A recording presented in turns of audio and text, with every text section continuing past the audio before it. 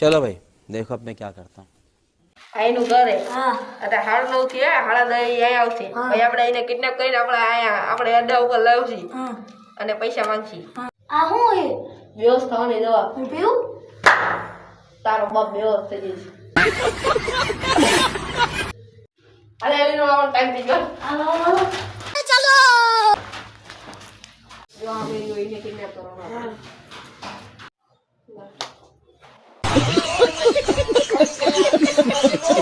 તારીને બેહોશ કરીને દવા લાવી અહીંયા ભૂલી ગયો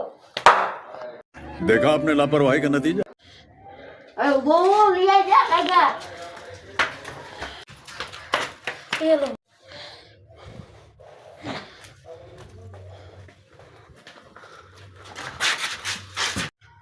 પકડ મારું નહીં આનો પકડ